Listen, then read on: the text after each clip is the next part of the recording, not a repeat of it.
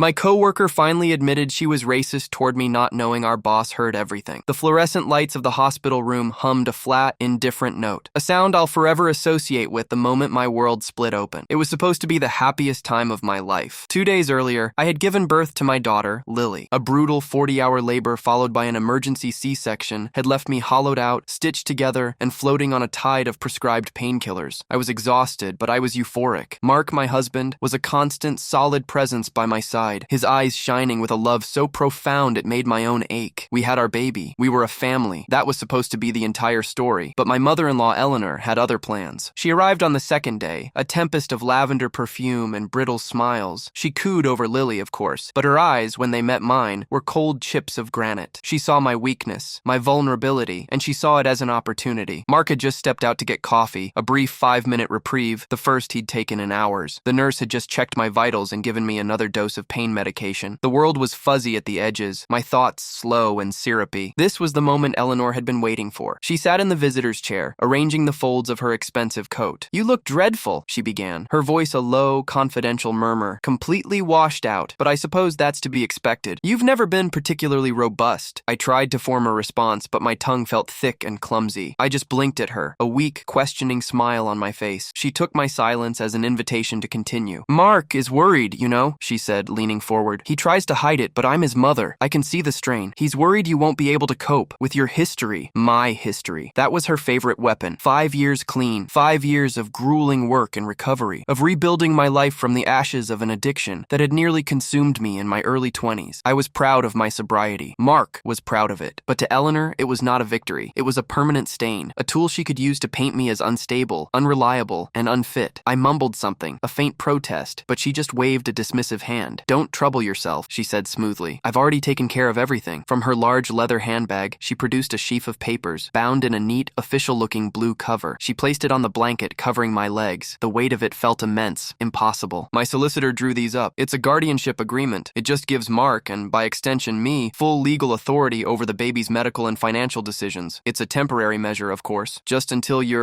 until you're yourself again." The fog in my head began to recede, replaced by a sharp, cold spike of adrenaline. I stared at the documents, the dense black text blurring before my eyes. Guardianship, full legal authority. The words were clinical, sterile, but their meaning was a physical blow. She was trying to legally erase me from my own daughter's life less than 48 hours after I'd brought her into the world. What Eleanor didn't know, what she couldn't possibly have known, was that the nurse had made a mistake. She'd been called away urgently before fully depressing the plunger on my pain medication. I had received less than a quarter dose. The syrupy haze was already clearing, my mind becoming frighteningly sharp. And what Eleanor also didn't know was that Mark, on his way to the coffee shop, had realized he'd left his wallet. He had turned back. He was standing just outside the partially open door, hidden from her view, listening to every single word. I played my part. I let my head loll to the side, let my eyes droop as if I were about to pass out. I needed to hear all of it. I needed to understand the full scope of her treachery. My feigned weakness was a lure, and she took it without a moment's hesitation. She saw a conquered enemy. "It's for the best, dear," she purred, her voice dripping with false sympathy. "You see, this was always going to be the outcome. I knew from the day Mark brought you home that you weren't right for him. A broken little thing from a broken family. I tried to warn him. I tried to show him. Do you remember all those little misunderstandings? The money that went missing from my purse when you visited? It was only $20, but it planted a seed of doubt. So easy to slip it out and then find it later in the pocket of a coat you'd borrowed." My blood ran cold. I remembered that incident, the humiliation, the frantic searching, Mark's confused and hurt expression. She had engineered it. My mind raced, connecting dots that had been floating, disconnected, for years. "And your little anxiety attacks?" she continued, a cruel smirk playing on her lips. "Mark was so concerned. He never understood why you'd get so agitated before family dinners. He didn't know I was making sure the caterer used just a touch of sherry in the sauce, despite you telling everyone you couldn't be around alcohol. Just a little bit. Not enough to get you drunk, but enough to make you feel that old, familiar craving, that panic. Enough to make you look unstable, fragile." This was the confession, the villain monologue you see in movies but never believe could happen in real life. She was gloating, listing her crimes with a chilling pride, convinced I was too sedated to comprehend. She was unwrapping years of subtle, insidious gaslighting, laying it all out like a collection of trophies. She spoke of how she'd accidentally forwarded my confidential emails about my therapy sessions to other family members, framing it as a desperate plea for help on my behalf. She admitted to telling Mark's boss that I was struggling with episodes that might make our home life unstable, a subtle poison dropped stopped just as Mark was up for a major promotion he didn't get. Every word was a nail hammered into the coffin of the life I thought I had. This wasn't a series of unfortunate events or misunderstandings. It was a campaign, a deliberate, long-term, and meticulously executed strategy to dismantle my credibility, my sanity, and my marriage, all culminating in this moment, the seizure of my child. So you see, she concluded, her voice dropping to a conspiratorial whisper, this is just the final step. Mark loves that baby, and he will do anything to protect her. When he sees you've signed these papers willingly, in a moment of clarity, he'll understand it's because even you know you're not capable. He'll be sad for a while, but he will be grateful, and I will be here to help him raise my grandchild properly. She picked up a pen from the bedside table and tried to press it into my hand. Just sign, dear. Then you can rest. My body was paralyzed by shock, but my mind was a storm of fury and terror. I stared at her, at the mask of concern she wore so perfectly, and I saw the monster beneath. The sheer audacity, the depth of her malice, was breathtaking. I couldn't speak. I couldn't move. All I could do was lie there, holding her gaze, letting the silent tears begin to stream down my face. And that's when the door flew open. Mark stood there, his face pale, his knuckles white where he gripped the doorframe. The coffee cup lay shattered on the floor by his feet. His eyes were fixed on his mother, and the look in them was one of utter devastation. A love curdled into horror. Eleanor's face froze, the triumphant smirk melting into a mask of pure panic. She hadn't counted on this. She had miscalculated. The silence in the room was absolute, broken only by the steady, indifferent hum of the lights and the sound of my daughter stirring in her bassinet. Mark's voice, when he finally spoke, was terrifyingly quiet. Get out, he said. Just 2 words, but they were filled with a cold, hard rage I had never heard from him before. Eleanor began to stammer, her composure shattering. Mark, darling, it's not what you think. She's confused. The medication. But he took a step into the room, his whole body radiating fury. I said, get out, now. He picked up the phone by my bed and dialed a single number. Security, he said into the receiver. I need my mother removed from my wife's room immediately. The intervention was swift and clinical. 2 hospital security guards arrived within minutes. They were large, calm men who listened patiently as Mark explained, in a low, shaking voice, that his mother was causing a disturbance and needed to leave. Eleanor tried to protest, to play the victim, the concerned matriarch. My son is overwrought. My daughter-in-law is unwell. She needs me. But Mark stood firm, a wall between her and me. He simply pointed to the guardianship papers still lying on my bed. She was trying to get my wife, who is recovering from major surgery, to sign these, he told the guards. One of them picked up the documents, his eyebrows rising as he scanned the first page. That was enough. They escorted a sputtering, indignant Eleanor from the room, her threats and pleas echoing down the hallway until they were finally cut off by the closing of the ward doors. The moment she was gone, the strength that had flooded my body vanished. A great, shuddering sob escaped me, and I collapsed back against the pillows. Mark was at my side in an instant, his arms around me, his own tears wetting my hair. I heard everything, he whispered, his voice thick with anguish. Oh God, Annie, I heard everything. I am so sorry. We just held each other, the 2 of us, while our newborn daughter slept peacefully, oblivious to the earthquake that had just torn our lives apart. The battle was over, but the war had just begun. The next few days were a blur of hospital bureaucracy and raw emotion. We spoke to the on-duty patient advocate, a kind, no-nonsense woman named Maria, who immediately put a restriction on my room. No visitors without express permission from Mark or me. She documented the entire incident, taking the guardianship papers as evidence. She was the first person to tell us we needed a lawyer immediately. The hospital's legal team, she explained, would be focused on protecting the hospital, not us. We were on our own. That night, after Mark had finally gone home to get a few hours of sleep, I lay awake, staring at the ceiling. The physical pain from my incision was a dull throb, but it was nothing compared to the agony in my mind. Her confession played on a loop, each venomous word a fresh stab of betrayal. The sherry in the sauce, the stolen $20, the emails. It wasn't just one act. It was 1,000 tiny cuts inflicted over years, each one designed to make me bleed out my confidence, my stability, my very sense of self. I had questioned my own sanity so many times, wondered if I was just paranoid, if my past made me incapable of seeing things clearly. Now I knew. I wasn't crazy. I was being hunted. Mark returned the next morning with a laptop and a grimly determined look on his face. I've been making calls, he said, his voice hoarse from lack of sleep. I've got a name, a family law attorney, specializes in high conflict cases. Her name is Sarah Jenkins. We spent the next hour on the phone with her. I recounted the story, my voice breaking as I relived Eleanor's monologue. Mark filled in the gaps, his anger a low, steady hum on the line. Sarah listened without interruption. When I finished, there was a long pause. I believe you, she said, and the simple validation made me weep with relief. This is psychological abuse of an extreme nature, and what she attempted in that hospital room is unconscionable. We need to move fast. Her first pieces of advice were practical. Grounding. Document everything. Start a timeline. Go back through years of emails, texts, and social media media posts. Look for the patterns. Anything that seemed odd or passive-aggressive at the time might be evidence now. She thinks she's clever, Sarah said. People like this, narcissists, they can't help but leave a trail. We just have to find it. She also advised us to get a therapist who specialized in trauma and narcissistic abuse. You're going to need support, she warned. This is going to get much, much worse before it gets better. She will not go quietly. Leaving the hospital felt like stepping out of a bunker into a war zone. We were terrified Eleanor would be waiting for us, but the patient advocate had arranged for a security escort to our car. The short drive home was silent, the city streets looking alien and hostile. Our apartment, once a sanctuary, now felt vulnerable. Every creak of the floorboards, every noise from the hallway sent a jolt of panic through me. We changed the locks that very day. Then began the painstaking process of excavation. We spent every moment Lily was sleeping hunched over our laptops, digging through our digital lives. It was soul-crushing work. An email from Eleanor to Mark from 3 years ago. I'm just so worried about Annie. She seems to be drinking a lot of coffee. Is she sleeping? You know, people with her proclivities often substitute one addiction for another. A text message to one of Mark's aunts. Annie was so forgetful today. She left her wallet at the restaurant. It's sad to see her mind slipping. I do hope she's taking her medication properly. Lie after lie, insinuation after insinuation, all wrapped in the cloying language of concern. We created a spreadsheet, a timeline of torment, date, incident, Eleanor's action, impact on me. It grew into a monstrous document, dozens of pages long. Each entry was a small death, a memory I had to exhume and examine. The time I was sure I'd paid a bill, only for us to get a late notice, and Eleanor, helpfully, offered to lend us the money. Had she taken the bill out of our mailbox? The time my car tire was mysteriously flat right before a job interview for a position that would have made me financially independent. It sounded paranoid. It sounded insane. But now, in the context of her hospital room confession, it all fit into a horrifying, cohesive pattern. My support network became my lifeline. I called my sponsor every day. I found an online support group for survivors of narcissistic abuse. Reading their stories, I felt a sense of recognition that was both comforting and terrifying. These women, these strangers, knew my story. They knew my antagonist. They had lived it too. And I found a therapist, Dr. Miller, a woman with kind eyes and a core of steel. In our first session, I told her everything, the whole sordid history. When I was done, she looked at me and said, "The most important thing for you to remember right now is that you are not the person she says you are. Your recovery is real. Your strength is real. She is trying to steal that from you because she has none of her own." Just as Sarah Jenkins had predicted, Eleanor did not go quietly. 2 weeks after we brought Lily home, we were served with legal papers. She had filed a petition for grandparents' rights, seeking court-ordered visitation. The filing was a masterpiece of character assassination. It painted me as a relapsed addict, a mentally unstable and dangerously negligent mother who was isolating Mark from his loving family. It cited my history of erratic behavior, twisting every incident she had orchestrated into proof of my incompetence. It even claimed that my C-section was the result of my failure to follow doctor's orders, a vicious, baseless lie. The petition was a declaration of war. Eleanor mobilized the family, a significant portion of which was financially dependent on her and my father-in-law. Mark's phone rang constantly with calls from aunts, uncles, and cousins, all pressuring him, telling him he was destroying the family, that he was being manipulated by his unstable wife. They accused him of being cruel to his aging mother. They didn't know what she had confessed. Eleanor had fed them a carefully curated narrative in which she was the victim, a grandmother desperate to save her grandchild from a lunatic. Her financial coercion was just as blatant. My father-in-law, a man who had always been a passive enabler of his wife's whims, called Mark and made him an offer. A promotion to executive vice president at the family's lucrative construction company, a salary that would triple his current income, and a trust fund for Lily. All he had to do, his father said, was be reasonable, leave me, agree to joint custody with Eleanor as the primary caregiver, and all of this could be his. Don't throw away your future for her, his father urged. She's not worth it. Mark was enraged. He told his father exactly where he could put his offer and hung up the phone. But the pressure was immense. We were bleeding money for legal fees. I was on unpaid maternity leave, and Mark's job, while decent, couldn't sustain this kind of assault indefinitely. We saw our savings dwindle with every motion Sarah filed, every hour she spent on the phone. Eleanor was trying to break us, not just emotionally, but financially, to starve us into submission. There were nights I would just lie awake, Lily sleeping on my chest, and I would feel the weight of it all pressing down on me. The despair was a physical presence in the room. I felt the old, familiar whispers of my addiction, the siren song of oblivion. Just one drink, just one pill, just a moment of quiet. It would be so easy to give up, to let her win, to prove her right. Those were my rock-bottom moments, in the dead of night, when the fight felt impossible. But then I would look at my daughter's perfect, sleeping face, feel the warmth of her small body against mine, and I knew I couldn't give up. I was fighting for her, for the peaceful life she deserved, a life free from her grandmother's poison. The legal process was a slow, grinding torment. It was all motions and counter-motions, affidavits and discovery discovery requests. Our lawyer, Sarah, was methodical. She filed for a temporary restraining order, citing Eleanor's actions in the hospital. The judge granted it, which gave us a small bubble of breathing room. Eleanor was legally forbidden from contacting us or coming within 500 feet of our home. It was a minor victory, but it felt monumental. Sarah's primary focus was on the grandparents' rights case. In our state, the law heavily favored the parents' rights. A grandparent had to prove that the parents were unfit or that the child would suffer actual harm if visitation wasn't granted. Eleanor's entire case rested on assassinating my character, so our job was to prove that I was a fit mother and that Eleanor, in fact, was the source of potential harm. The discovery process was brutal. We had to turn over my medical records, my therapy notes, documentation of my recovery. It felt like a profound violation, laying bare the most vulnerable parts of my life for this monstrous woman and her legal team to pick apart. In return, we demanded Eleanor's records. We subpoenaed her phone records, her emails, anything that could corroborate the stories she told in the hospital. For months, it felt like we were just treading water in a sea of paperwork. Eleanor's lawyers delayed and obstructed at every turn. They filed motion after motion to have our evidence thrown out, to paint Mark as a hostage in his own marriage. It was a war of attrition, and it was taking its toll. My anxiety was through the roof. I barely ate. I barely slept. I lived in a constant state of high alert. The first breakthrough came from an unexpected place. Mark's younger sister, Chloe. She had always been quieter than the rest of the family, more observant. She called Mark one night, crying. "I can't do this anymore," she sobbed. "Mom is trying to make me lie in my affidavit." She told us that Eleanor had written a statement for her, full of fabricated stories about my erratic behavior, and was pressuring her to sign it. Chloe had refused. She agreed to talk to Sarah. In a sworn deposition, Chloe recounted years of Eleanor's manipulative behavior. She confirmed that Eleanor had often bragged about managing Mark's life and had openly expressed her disdain for me from the very beginning. The most crucial piece of testimony she provided was about a conversation she'd overheard a month before Lily was born. Eleanor was on the phone with her lawyer, and Chloe heard her say, "As soon as the baby is born, we can make our move. She'll be on so much medication, she won't even know what she's signing." It was the smoking gun. It proved premeditation. Eleanor hadn't just had a moment of madness in the hospital. She had planned the entire thing. The second breakthrough was more forensic. Sarah had a hunch about Eleanor's claim that I was unstable because of my medication. She subpoenaed pharmacy records for every pharmacy in a 10-mile radius of Eleanor's home for the 6 months prior to Lily's birth. It was a long shot, a fishing expedition, but it paid off. We found it. A record from a small independent pharmacy showing that Eleanor had filled a prescription for a powerful anti-anxiety medication. The prescription was not in her name. It was in the name of an old college friend of hers who now lived in another state. But the doctor who wrote it was Eleanor's personal physician, and the person who picked it up and paid cash was Eleanor. Sarah cross-referenced the dates. Eleanor had picked up this medication 2 days before a family party where I had suffered a severe panic attack after drinking a glass of punch she had insisted on making for me. We couldn't prove she had drugged me, not without a blood test from that day, which we didn't have, but we could prove she had illegally obtained medication known to cause the exact symptoms I had experienced. We could establish a pattern of behavior and intent to cause harm. It was circumstantial, but it was incredibly powerful. Armed with Chloe's deposition and the pharmacy records, Sarah's strategy shifted. The grandparents' rights case was still the main event, but now we had leverage. Sarah informed Eleanor's lawyer that if she didn't withdraw her petition, we would turn over the pharmacy records to the district attorney's office and the state medical board. Illegally obtaining prescription drugs was a felony, and the doctor who prescribed them could lose his license. We were making a strategic decision. A criminal case would be difficult to win, and it would drag on for years, subjecting us to even more trauma. A drawn-out battle with the medical board would be a sideshow. What we wanted, what we needed, was a final, decisive victory that would get Eleanor out of our lives for good. We wanted the grandparents' rights petition denied with prejudice, meaning she could never file again, and we wanted a permanent restraining order. The threat of criminal charges was the cudgel we would use to get it. Eleanor, predictably, refused to back down. Her narcissism wouldn't allow her to admit defeat. She called our bluff, and so we found ourselves heading for a formal hearing in family court. The day of the hearing, I felt sick with dread. I had to face her. I had to get on a stand and tell my story, knowing her lawyer would try to rip me to shreds. I sat in the sterile courthouse hallway, my hands trembling. Mark held one, and I clutched a small, smooth stone in the other, a grounding tool my therapist had given me. "Feel the stone," she'd said. "Focus on how it feels in your hand. Stay in this room. Don't let him pull you back into the past." The courtroom was small and suffocating. Eleanor sat at the opposing table, looking regal and composed, the picture of a wronged grandmother. She wouldn't look at me. The hearing began, and Sarah called me as the first witness. Walking to the stand felt like walking a tightrope over a canyon. I sat down, swore the oath, and faced our lawyer. Sarah started gently, having me recount the story of how Mark and I met, our marriage, our excitement about having a baby. She was building a picture of our life life, a happy, stable life, before she introduced the chaos agent. Then she took me to the hospital room. As I recounted Eleanor's confession, the room was silent. I could feel the judge's eyes on me, assessing my credibility. I spoke clearly and calmly, just as I had practiced with Sarah, sticking to the facts, not letting my voice tremble with the rage and grief that churned inside me. Then came the cross-examination. Eleanor's lawyer was exactly what I had expected: slick, aggressive, and utterly without scruples. He came at me hard, immediately bringing up my addiction. "Isn't it true, Ms. Evans, that you have a history of substance abuse?" "Yes, I am in recovery." "And isn't it true that people in recovery are prone to paranoia, to delusions?" "No, that is not true." He tried to twist my sobriety into a weakness, my therapy into proof of instability. He brought up every incident Eleanor had orchestrated, presenting them as examples of my erratic behavior. With every question, I gripped the small stone in my pocket. I focused on my breathing. I looked at the lawyer, not at Eleanor. I answered calmly, "No, that is not an accurate portrayal of what happened." Yes, I was upset because I had been led to believe something that was not true. I refused to be baited. I refused to let him see me break. I could feel Mark's support from across the room, a steadying force. After what felt like an eternity, the lawyer sat down, a look of frustration on his face. I had not given him the hysterical, unstable woman he had been hoping to provoke. Next, Sarah called Mark to the stand. He corroborated my story about the hospital room, his voice tight with controlled anger as he recounted the words his mother had spoken. Then she called Chloe. She was visibly nervous, but she told the truth. Her testimony about Eleanor's premeditated plan landing like a bombshell in the quiet courtroom. Finally, Sarah presented the evidence, the timeline we had created, the emails, the text messages, and then the pharmacy records. She called a pharmaceutical expert to the stand to explain what the drug was, its effects, and the legal ramifications of obtaining it in that manner. As the expert spoke, I chanced to look at Eleanor. Her mask of composure had finally cracked. Her face was ashen, her hands clenched tightly in her lap. For the first time, she looked afraid. The judge delivered her ruling from the bench that same afternoon. She spoke for nearly 20 minutes, her voice sharp and unequivocal. She systematically dismantled every claim in Eleanor's petition, calling them frivolous, vindictive, and unsupported by any credible evidence. She described Eleanor's behavior in the hospital as a shocking and predatory act of emotional violence against a vulnerable new mother. She found that granting visitation would not be in the child's best interest. In fact, she found it would be profoundly detrimental. She denied the grandparents' rights petition with prejudice. She granted our request for a permanent restraining order, barring Eleanor from ever contacting me, Mark, or Lily again by any means. The justice was not perfect. Eleanor wouldn't face criminal charges for what she did. We had achieved our primary goal, and Sarah advised that pressing a criminal case would likely fail and only prolong our agony. Eleanor would never be publicly branded a criminal for drugging me or for her years of psychological warfare. But in that courtroom, in the eyes of the law, she had been exposed. She had been defeated. It was an incomplete victory, but it was a victory nonetheless. As the judge's gavel came down, I let out a breath I felt like I had been holding for years. In the aftermath, we were left to survey the wreckage. The verdict was a relief. A massive weight lifted, but it wasn't a magic wand. The scars remained. My relationship with Mark's extended family was shattered beyond repair. We were pariahs, the ones who had destroyed the family, a narrative Eleanor continued to spin to anyone who would listen. We had to accept that we had lost not just a mother-in-law, but an entire clan. It was a painful, lonely amputation. My therapy sessions with Dr. Miller became my sanctuary. It was there I grappled with the messy, imperfect nature of the justice we had received. "You wanted accountability," she said to me one afternoon. "And in a way, you got it. The court validated your experience. It put a legal wall between your family and hers. But the legal system isn't designed to heal emotional wounds. That work is yours to do." She was right. I had to learn to live with the fact that Eleanor would likely never feel remorse, never understand the depth of the harm she had caused. My peace could not be contingent on her penitence. Rebuilding was a slow, deliberate process. We sold our apartment and moved to a small town 2 hours away, a place where no one knew our story, where we could be anonymous. We wanted a clean slate, a place where Lily could grow up without the shadow of her grandmother looming over her. Mark found a new job with a smaller company, and while the pay was less, the peace of mind was priceless. I focused on Lily, on being the mother I had always wanted to be. I poured my energy into creating a home filled with peace, laughter, and unwavering security. I continued my recovery work, attending meetings in our new town. For a long time, I was hesitant to share my story, the full story. It felt too big, too dramatic, too unbelievable. But one evening, I did. I told a group of strangers about the gaslighting, the hospital, the court case. When I finished, a woman came up to me, her eyes filled with tears. "Thank you," she said. "My abuser was my father. I thought no one would ever understand." In that moment, I realized my story was not just a burden, it could be a bridge. We established permanent, non-negotiable boundaries. Any communication from Eleanor's side of the family was blocked. Any letters were returned unopened. We made it clear to the few relatives who tried to play peacemaker that there was no middle ground, no path to reconciliation. Forgiveness might be possible one day, on my own terms and in my own time, but trust was gone forever. Protecting my daughter and my own hard-won sanity was my only priority. It was the final, most important act of reclaiming my life. Severance was not an act of cruelty. It was an act of survival. Years have passed. Lily is a bright, funny, and wonderfully stubborn little girl. She has no idea of the war that was fought for her, and my greatest hope is that she never will. The story exists only in the quiet spaces of our lives, in the unwavering strength of my marriage to Mark, in the ferocity with which I guard our peace. The scars are still there, pale, silvery lines on my soul. They ache on rainy days, on anniversaries, in quiet moments when a stray memory catches me off guard, but they are just scars now, not open wounds. They are a reminder of a battle I fought and, against all odds, won. Sometimes in the evening, I sit on our porch, watching the fireflies flicker in the twilight. Lily will be chasing them on the lawn, her laughter like little bells in the quiet air. Mark will come out and wrap his arms around me from behind, resting his chin on my shoulder. In those moments, I feel a sense of profound, quiet gratitude. This is the life she tried to steal. This peace, this joy, this ordinary, beautiful family. She failed. I am still here. I am sober. I am a mother. I am a wife. I am a survivor. And I am, finally, free.